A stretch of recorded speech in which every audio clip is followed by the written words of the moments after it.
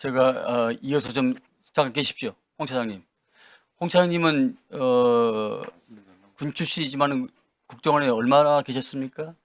92년부터 근무했으니까 약 30년 네, 근무했습니다. 군 출신이지만 거의 국정원 직원이나 진배 없네요. 그러면 여인형으로부터 국회의원 체포 명단을 받았죠? 네, 목적 없이 받았다 하시죠? 목적 없이 받은 게 아니라 대통령께서 방첩사를 적극 지원하라고 했으니까 무엇을 도와줘야 되는 걸 확인하기 위해서 당일 11시 6분에 방첩사령관한테 무엇을 도와주면 되겠느냐를 물어보려고 전화한 것이었습니다. 본위원에게도 그날 11시 20분 어간에 방첩사로부터 체포 명단 리스트를 제가 받았습니다. 네, 제가 이 체포 명단 리스트를 제가 부를 테니까 확인 한번 해보십시오. 네, 우선 체포조, 체포 대상, 우원식, 이재명, 한동훈. 우선 체포 대상, 조국, 정청래, 양정철, 박찬대, 조혜주, 이하경, 양경수, 김호준, 김민웅, 김민석, 김명수. 기억과 일치합니까? 대부분 일치하는데 이경수라고 하셨습니까? 양경수. 아, 양경수 맞습니다. 예. 이 윤석열의 국회의원 체포 지시를 조태용 원장에게 보고하거나 알린 바가 있었다고 하셨죠? 당시상을 좀 설명드릴 수 예. 되겠습니까? 설명해 주십시오. 예.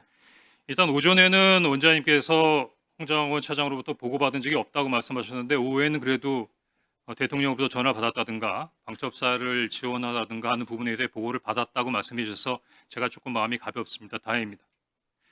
그런데 보고를 할 때 방첩사를 지원하라고 합니다라고 얘기만 하고 딱 끊고 그 다음에 다른 얘기는 안 하나요? 사실대로 말씀드리면 보고를 안 한 것이 아니라 보고를 거부하신 겁니다. 제가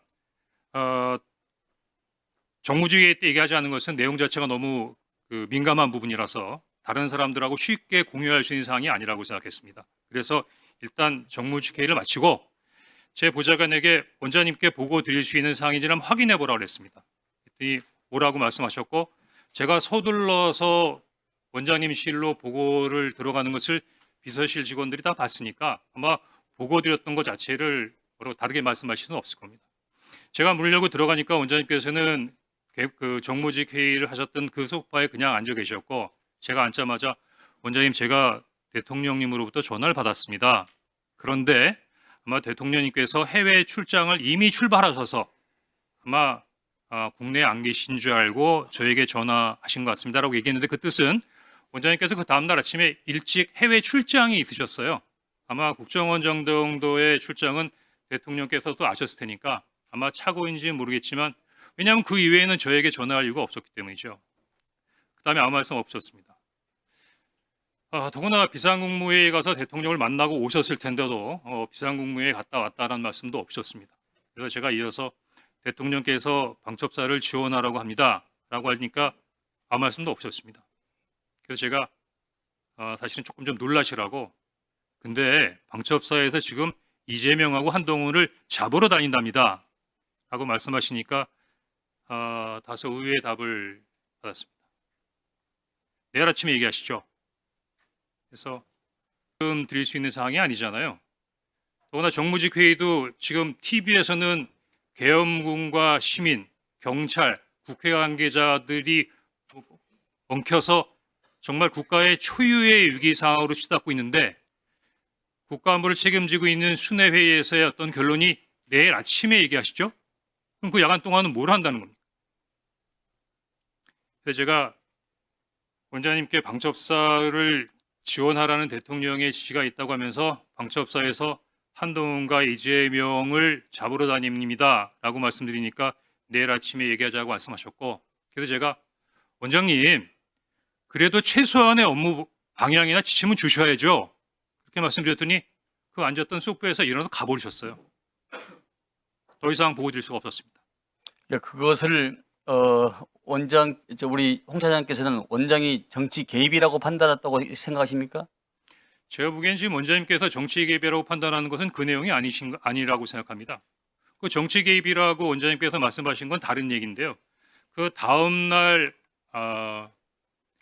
11시 30분 정무직 회의가 끝나고 난 다음에 원장님께서 이런 제의를 하십니다. 통상 일주일에는 한 번이나 두 번 정도 정무직 회의를 하는데 상황이 엄중하니까 우리 매일 아침마다 티타임을 하면서 상황 관련된 부분에 대한 대처 협의를 합시다. 저는 그거를 아침마다 9시에 원장님하고 티타임 하면서 이런저런 부분에 있어서 업무를 협의해야 한다고 생각했고, 그러면 원장님께 어떤 아이디어를 드릴 수 있을까라는 생각을 했습니다.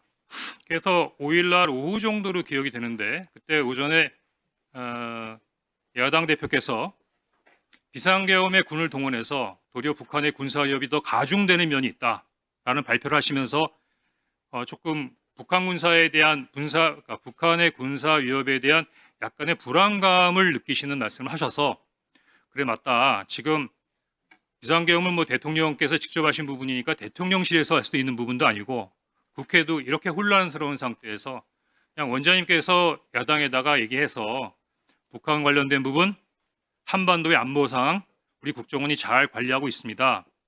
해외 관련된 부분의 동맹과도 잘 소통하고 있고 국내 사회 질서도 잘 나름대로 관리하고 있으니 국정원이 앞으로 나름대로의 어떤 비상계엄 이외의 여러 가지 부분에 있어서의 국면을 잘 감당하겠습니다.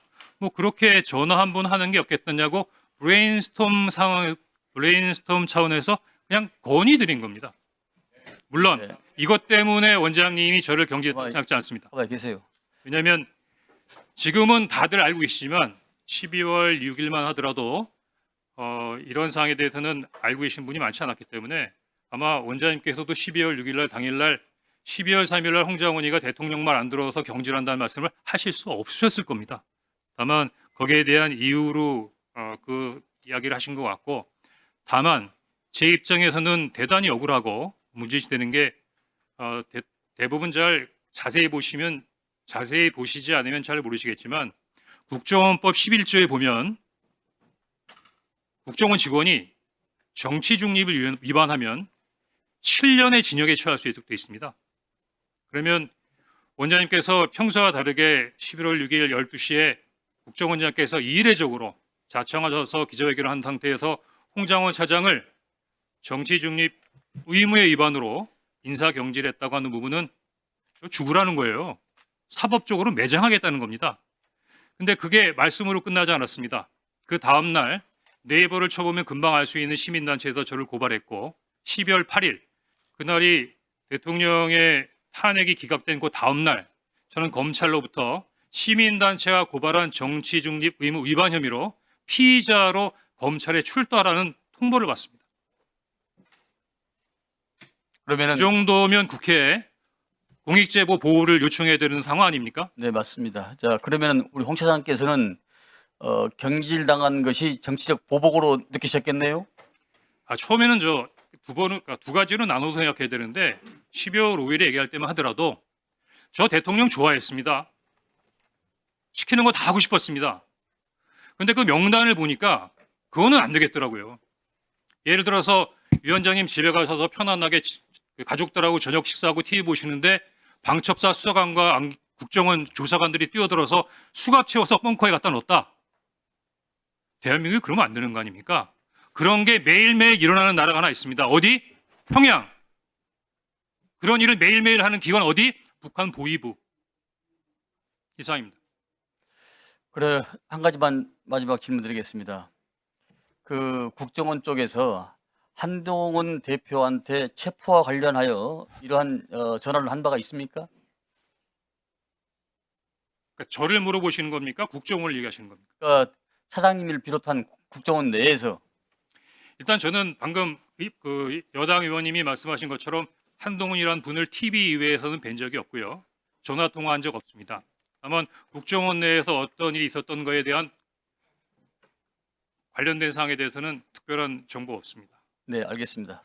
들어줬습니다. 위원장님 자, 혹시 부승찬 의원 위원장님 혹시 저도 조금 말씀드릴 기회가 없겠습니까? 이따가 아니